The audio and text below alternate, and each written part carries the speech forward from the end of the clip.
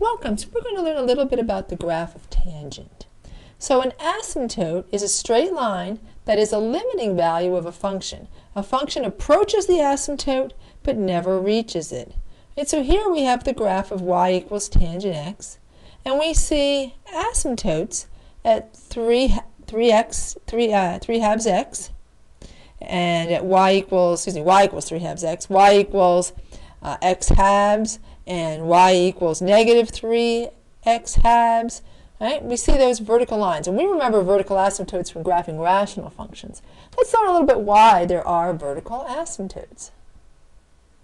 So this is the graph for y equals tangent x. Right? So notice that it stops and starts a whole lot of times. Matter of fact, it stops and starts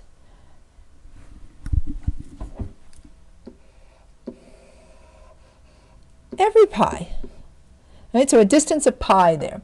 And specifically, pi from pi halves, and then pi from negative pi halves to pi halves, and from pi halves to 3 pi halves, and from 3 pi halves to 5 pi halves. And you might wonder why. So one definition for tangent is tangent x equals sine x over cosine x. And again, you might wonder why. Why is it sine x over cosine x? Let's see. All right, so tangent x equals sine x over cosine x. Well, sine x is equal to opposite. Oh, I have to write in the middle of the board here. Oh, it's not my good spot. Over hypotenuse. I think that's good enough. And cosine, here, you know what? I can't take it. I'm going to write it over here and move it over. So sine was opposite over hypotenuse, and cosine is adjacent over hypotenuse.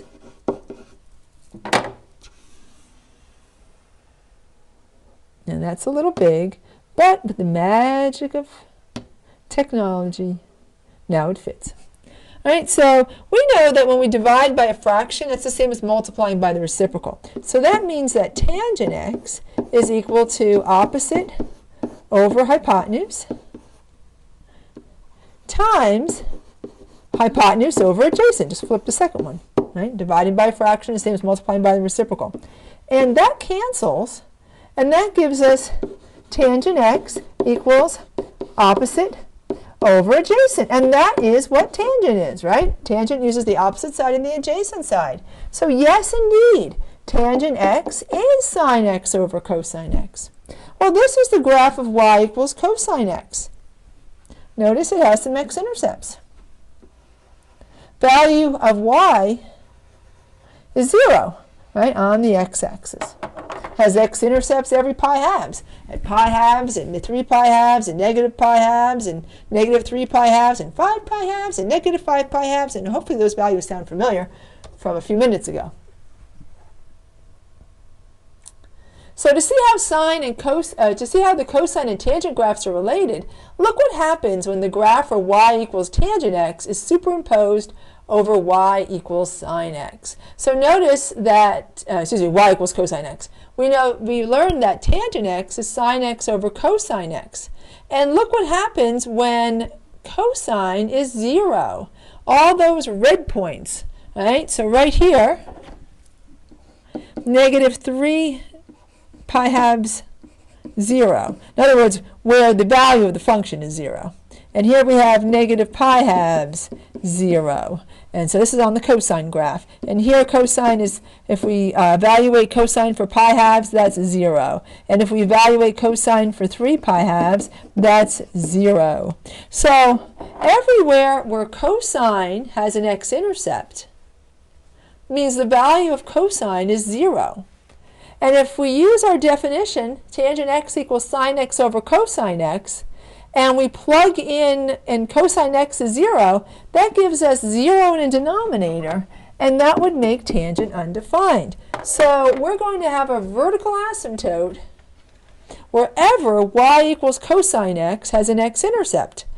Right? And that's because it's undefined. So y equals tangent x has a vertical asymptote everywhere y equals cosine x has an x-intercept. And that's because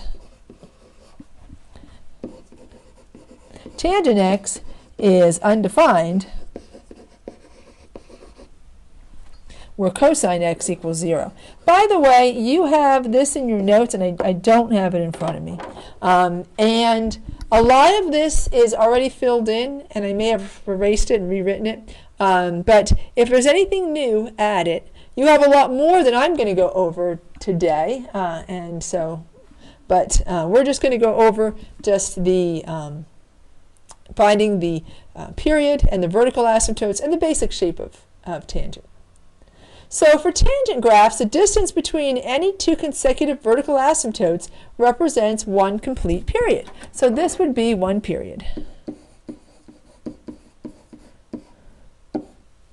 Right? And so notice between negative pi halves and pi halves, we have a period.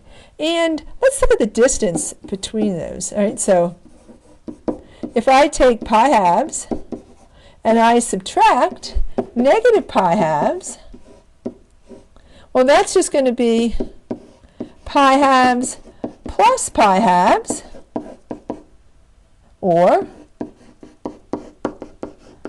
pi. I took the absolute value because if I subtracted them the other way, I'd get a negative. And period is always a positive value. So the period for the graph of tangent is pi. Right, so for y equals tangent x, the period is pi. From the beginning of a cycle to the end of the cycle, the distance along the x-axis is pi. And so here we have three full periods of the graph.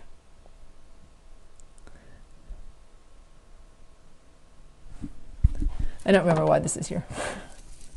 So we'll erase it. Right.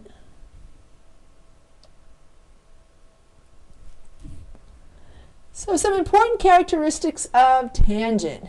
The domain is all real numbers except all the odd multiples of pi halves. So once you find your vertical asymptotes, you actually know the domain for maybe we'll add that to our study of tangent. You actually know the domain of tangent. It's going to be all real numbers, just not where cosine is 0, because where cosine is 0, tangent's undefined, and we have a vertical asymptote. Right? And that's going to occur for just y equals tangent x on all odd multiples of pi halves. So pi halves, 3 pi halves, 5 pi halves, 7 pi halves, then the other direction, negative pi halves, negative 3 pi halves, and so forth. But the range is all real numbers. You can see it doesn't turn around like sine and cosine. It just keeps reaching for the sky. It's going to go on and on forever. The period is pi. But if the coefficient in front of x is not 1, then we have a new period. And we find that by taking pi divided by b. So remember, finding the period of sine and cosine, we took 2 pi divided by b. For tangent, we'll take pi divided by b. We have inflection points. Halfway between the vertical asymptotes, there'll be a crossing. In other words, it crosses the x-axis. And it you can see it here. It kind of changes from like concave down to concave up. Right? So this right here is the inflection points. And then where sine is 0. So tangent has an x-intercept where sine has an x-intercept, because you'd have 0 in the numerator. And 0, if you have 0 in the numerator of a fraction, that's just 0.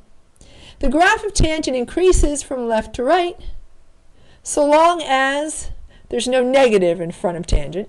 It is going to increase from left to right, just like you see here. See, it's going up left to right.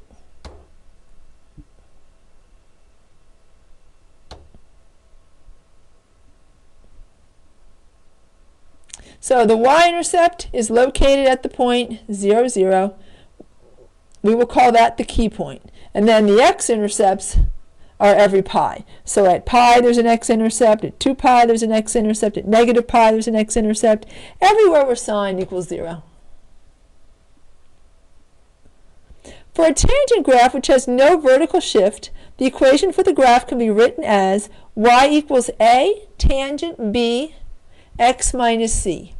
A indicates whether the graph reflects about the x-axis. Normally, for sine and cosine, A was the amplitude, but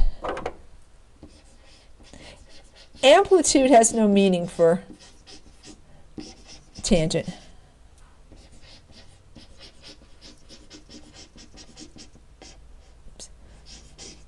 And that's because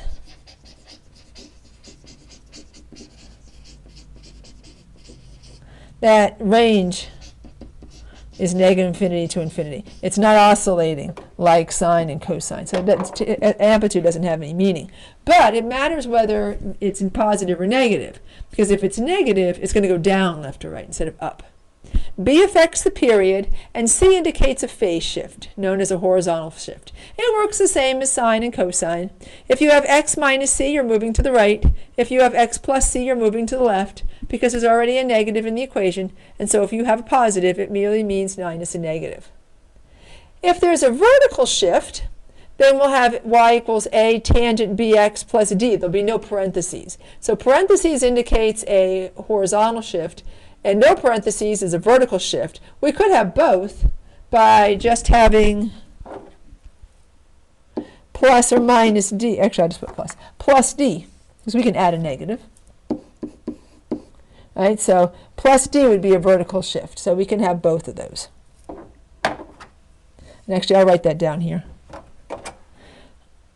Y equals a tangent b x minus c plus d. All right, so this is horizontal or phase shift.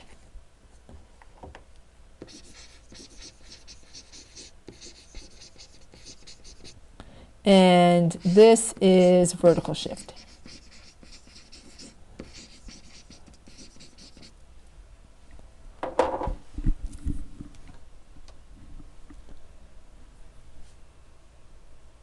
Unlike sine or cosine graphs, tangent graphs have no maximum or minimum values. Their range is negative infinity to infinity, so amplitude is not defined.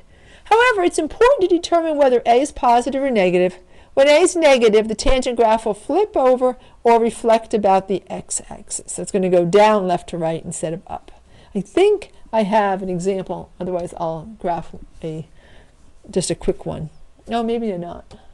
All right, so I'll just graph one. So this is what it looks like for y equals tangent x. And this is what it looks like,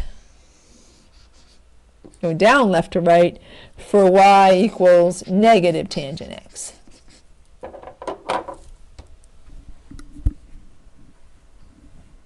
So y equals a tangent b x minus c. B affects the period of the tangent or cotangent graph. For tangent and cotangent graphs, the period can be determined by taking pi and dividing by b. So similar to sine and cosine, but instead of 2 pi, it's pi. And that's because the normal period for tangent is pi. A complete period, including 2 consecutive vertical asymptotes, has been highlighted on the tangent graph. For all tangent graphs, the period is equal to the distance between any 2 consecutive vertical asymptotes. So here we have a vertical asymptote at pi. I just took that one. And pi is the same as 3 pi thirds. And then we have another vertical asymptote, and that one's highlighted, right here at pi thirds. So if I subtract pi thirds from 3 pi thirds, I'll get 2 pi thirds. So this distance here is 2 pi thirds. Oh, here, it looks better below.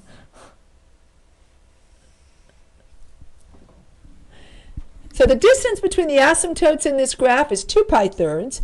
Therefore, the period of this graph is also 2 pi thirds. All right, so we're going to find period and vertical asymptotes. And actually, let me talk a little bit more about vertical asymptotes. I'm going to go back to that one page.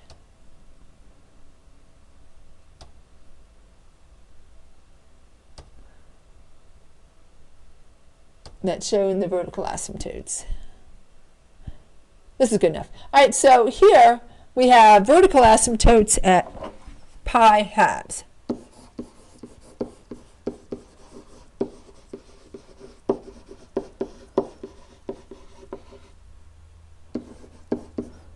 And it's at multiples